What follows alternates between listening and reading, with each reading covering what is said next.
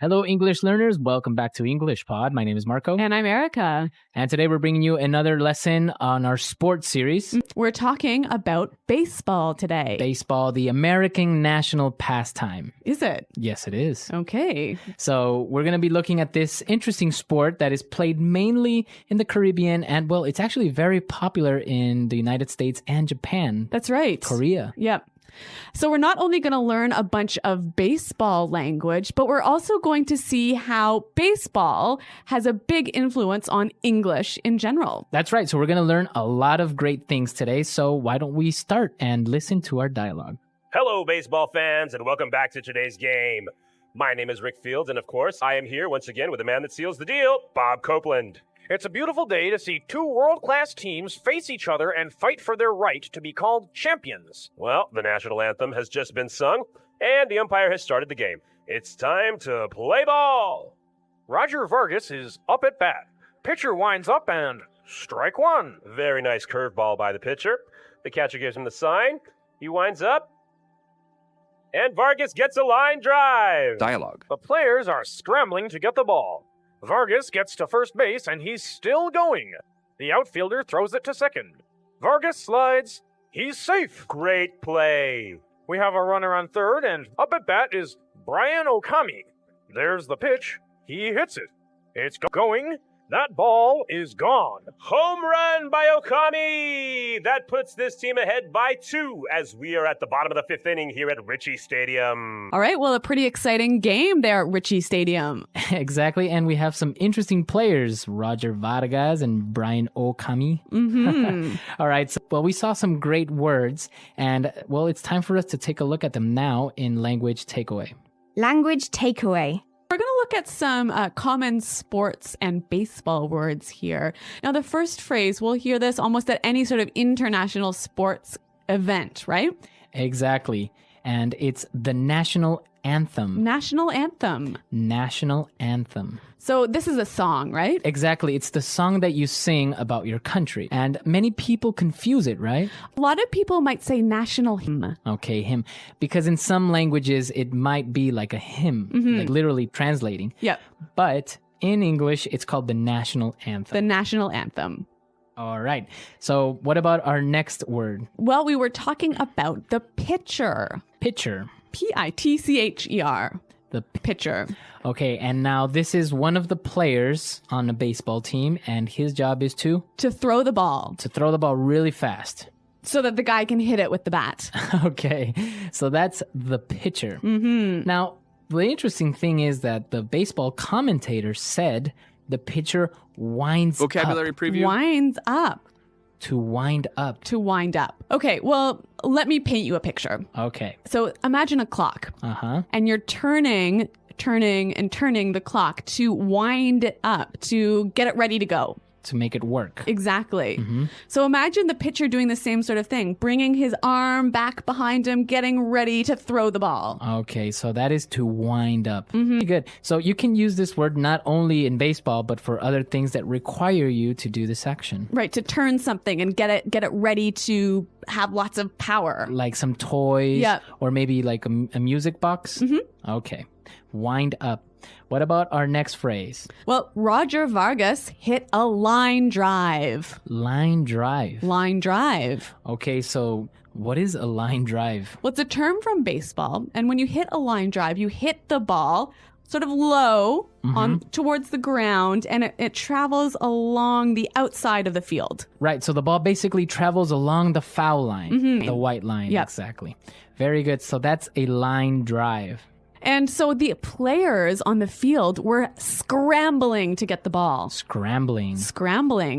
Now, we know scrambled eggs from one of our lessons. Yes, but the verb to scramble means to move quickly in a disorganized way to do something. Okay, so the players are moving very fast, trying to get the ball, but they're not doing it very well. Right. And you can use this in other ways, right? Not just in baseball. Right. For example, we can say, the people are scrambling to buy their tickets for the concert. Yeah. Or I'm going on vacation tomorrow and I'm scrambling to get everything ready. Exactly. It's a very good term that you can use also in your daily life. Exactly. All right. And what about our last word for today on language takeaway? Well, they were in the 5th inning of the game. Okay, so inning. Inning. All right, this is another baseball term, and it just means the period of play. Okay, so we learned, for example, that in soccer you have 2 halves. Or in hockey, you have 3 periods. All right. And in baseball you have 9 innings. Okay, great. So some interesting sports and baseball vocabulary. Now, I think it'll help us to hear this again slower. So let's listen to the dialogue. Hello, baseball fans, and welcome back to today's game. My name is Rick Fields, and of course, I am here once again with the man that seals the deal, Bob Copeland. It's a beautiful day to see 2 world-class teams face each other and fight for their right to be called champions. Well, the national anthem has just been sung, and the umpire has started the game. It's time to play ball. Roger Vargas is up at bat. The pitcher winds up, and strike 1. A very nice curveball by the pitcher. The catcher gives him the sign. He winds up, and Vargas gets a line drive. The players are scrambling to get the ball. Vargas gets to first base, and he's still going. The outfielder throws it to second. Vargas slides. He's safe. Great play. We have a runner on third, and up at bat is Brian Vocabulary Okami. preview. There's the pitch. He hits it. It's going. That ball is gone. Home run by Okami. That puts this team ahead by 2 as we are at the bottom of the 5th inning here at Ritchie Stadium. All right. So as we said, there are a lot of English terms that come from baseball, but we use them in business context or in your daily life, right? Why don't we look at those now in Fluency Builder? Fluency builder. All right. So the first phrase that we have is up to bat. Up to bat. Up to bat. So literally, in this dialogue, it means the guy is standing on home plate ready to hit the ball, right? Right. He has the bat and he's ready to hit it. But what about in other contexts? So for example, you can be at a meeting and maybe it's your turn to talk. So you're up to bat. So exactly, your boss will say, hey, Erica, you're up to bat. Okay, so it means sort of like it's your turn. It's your turn. Yeah. Very good. All right. So that's another term that is used in baseball, but very commonly used in other circumstances. So we also saw in the dialogue that Roger Vegas, he hit the ball, but he missed, and that was strike 1. Right. Strike 1. So in baseball, you have 3 strikes. 3 tries. 3 tries before you're out. Yes. And so now the same thing happens in daily life. So if someone says, that was strike 1. It means you made the first mistake. Yes. And if you make 2 more, you will be fired, for Maybe. example. Or maybe your parents will say, okay, that wasn't nice, strike 1. And then 2 more times and you'll have a timeout. Or you'll be grounded. Yes. Okay, so that's also called a strike. And the pitcher threw a curveball. A curveball. Curveball. So, okay, pretty clear. A curveball is when you Other throw the example. ball and it sort of goes in a curve. It doesn't go straight, right? Right, exactly. But how can this be used outside of baseball? So you can say, oh, my boss threw me a curveball today. So he gave you an unexpected problem. Or something that was difficult to handle. Okay, this one is pretty interesting. I'd like to hear a few more examples. Example 1. My boss threw me a curveball today, so I have to stay and work late. Example 2. It was a huge curveball when she asked me how many kids I wanted to have. How am I supposed to know? All right, so that's basically a curveball. You can say an unexpected problem or Yep. situation. That's right. And our last phrase, and well, probably one that's you already know, a home run. From baseball, we know that that's when you hit the ball really far. And you hit it outside of the playing area or outside the park. Yes. And now if you use it in a business context or in your daily life, It means something similar. Why don't we take a listen to the examples and see if we can figure it out? Example 1. Great job on that sales presentation. You really hit a home run. Example 2. Our sales team hit a home run this month by doubling our revenue. so basically a home run is a success, A victory. a victory. Yeah, something, a big accomplishment. That's right. So we've seen a lot of these great phrases, and as you can see, a lot of them from baseball are used in your daily life, and there are many more. Okay, well, why don't we hear them again in the baseball context, and we'll listen to the dialogue one more time. Hello, baseball fans, and welcome back to today's game. My name is Rick Fields, and of course, I am here once again with the man that seals the deal, Bob Copeland. It's a beautiful day to see two world-class teams face each other and fight for their right to be called champions. Well, the national anthem has just been sung, and the umpire has started the game. It's time to play ball. Roger Vargas is up at bat. Pitcher winds up and strike one. Very nice curveball by the pitcher. The catcher gives him the sign. He winds up, and Vargas gets a line drive. The players are scrambling to get the ball. Vargas gets to first base and he's still going. The outfielder throws it to second. Vargas slides. He's safe. Great play. We have a runner on third, and up at bat is Brian Okami. There's the pitch. He hits it. It's going. That ball is gone. Home run by Okami! That puts this team ahead by 2 as we are at the bottom of the 5th inning here at Ritchie Stadium. All right, so an interesting dialogue, a very interesting sport. And well, personally, I never played this as a child. Me neither, really. I don't really like it too much, but it is kind of fun to go to a game, and especially in the United States, have those hot dogs and all that stuff. Okay, yep. Well, a cultural event, a really important piece of American culture. Exactly. So, well, we encourage you to come to our website, englishpod.com. Tell us what you think, and also, of course, if you have questions or doubts, be sure to tell us. If you have any other sort of baseball-related phrases, let us know about them on the website. Okay, so we'll see you guys there. Thanks for downloading, and until next time, goodbye. Bye.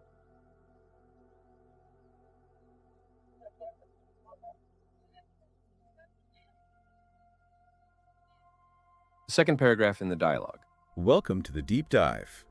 Today we're doing something a little bit different. We're going to be exploring the world of baseball English. Baseball English. Yeah. Yeah. You know, like how baseball terms have kind of snuck their way into our everyday conversations. Oh, I see. Yeah. And we've got a great podcast episode to guide us. Okay. It's called 11.mp3. Right.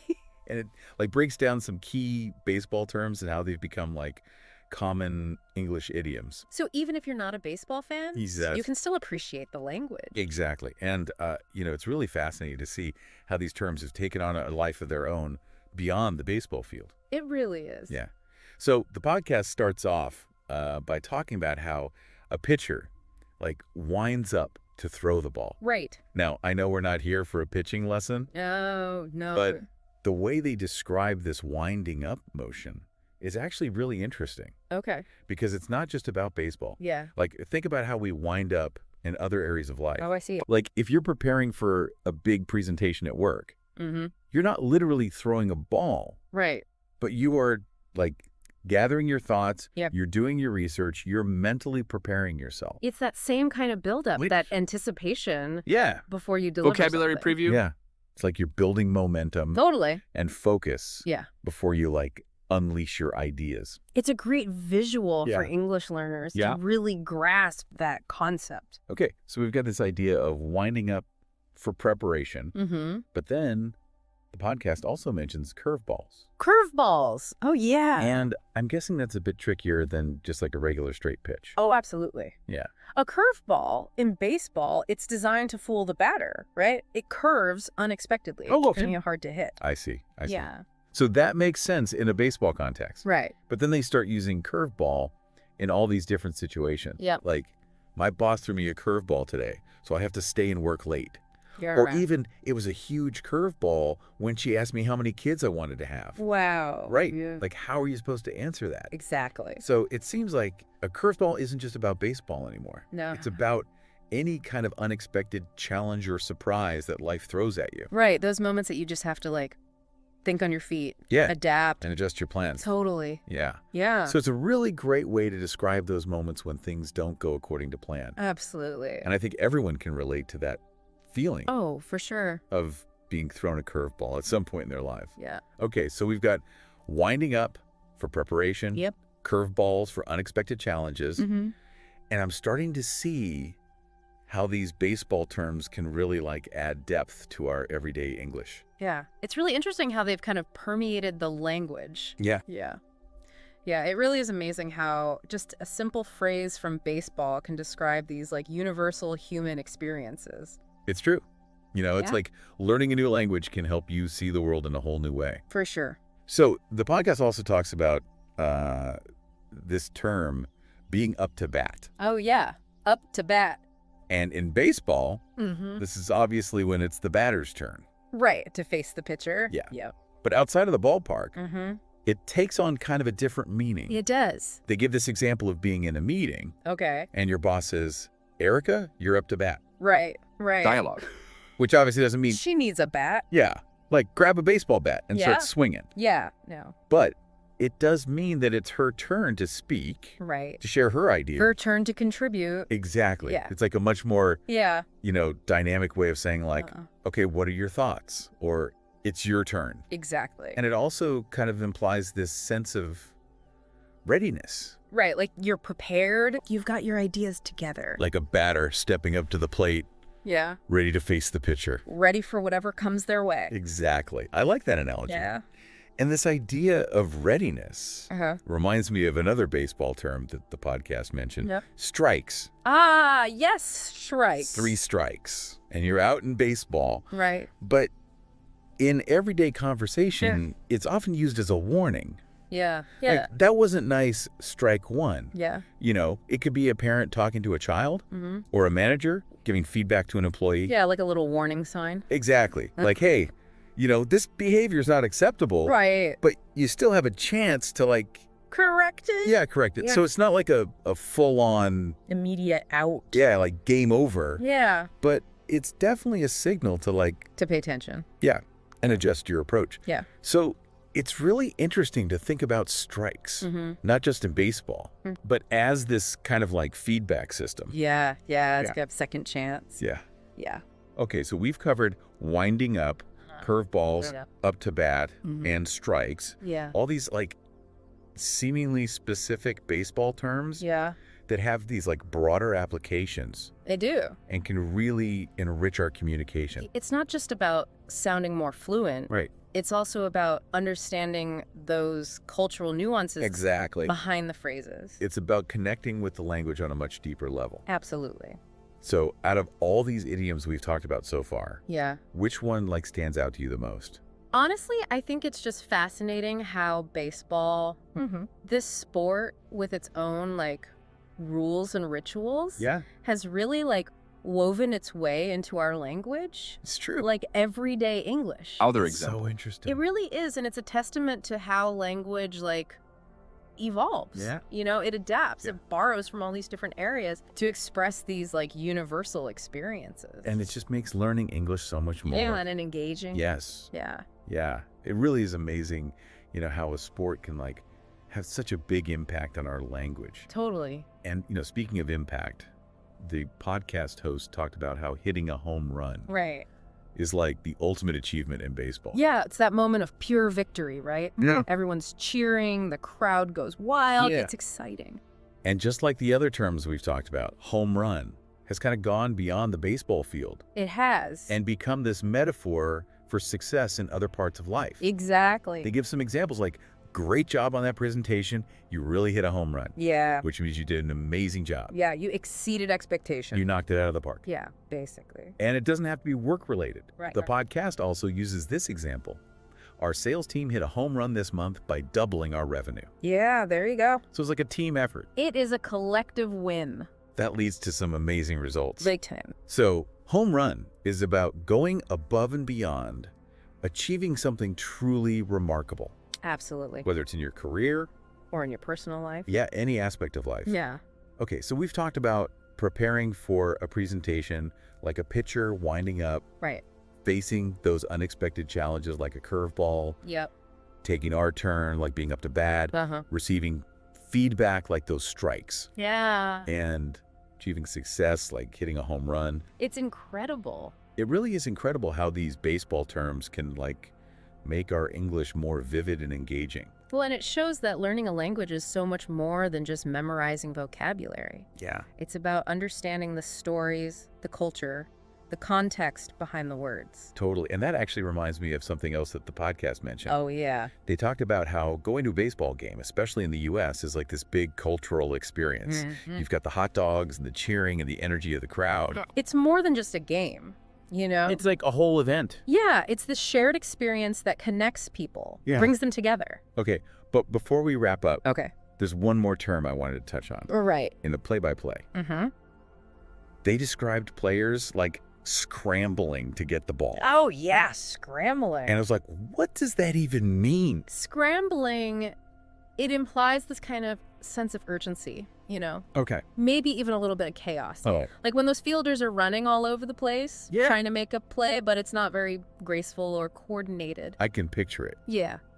So how would you use scrambling in everyday English? Well, think about those times when you're rushing around trying to get everything done. Oh. Maybe feeling a little bit frantic. Like when you're running late for work and you're like scrambling to find your keys and make coffee. Yeah, or like during the holiday season, you know, people scrambling to buy gifts wrap presents. It's that feeling of like hurried movement. So maybe a little bit of stress. A little bit of chaos. Yeah. Yeah. So it's a great word to have in your vocabulary. For sure. To describe those moments when life gets a little bit hectic, a little messy. Yeah, a little unorganized. Well, I think we've covered a lot of ground today. We have. From winding up to curveballs, home runs to scrambling. We've really explored how baseball English can add so much to our communication. It's been fun. It has been really fun. And you know, it's really interesting to think about how other sports or hobbies that we enjoy might have their own unique sayings and idioms. Think about it, like every activity has its own special vocabulary. From cooking to gaming to dancing to absolutely. Yeah, anything. Yeah. So by paying attention to these different kinds of languages, you can not only expand your English vocabulary, but also get a better understanding of different cultures and communities. Exactly. So keep your ears open for those hidden linguistic treasures. Yeah. And don't be afraid to use them. Absolutely. And if you come across any other baseball idioms, be sure to share them with us on social media. We'd love to hear from you. All right, well, that's all the time we have for today's deep dive. Okay. We hope you learned some new phrases. Yeah. And maybe even discovered a new appreciation for the language of baseball. It's a fun one. It is. Yeah. And remember, even if life throws you a curveball, you can always step up to the plate That's right. and swing for the fences. Until next time. See you later, folks.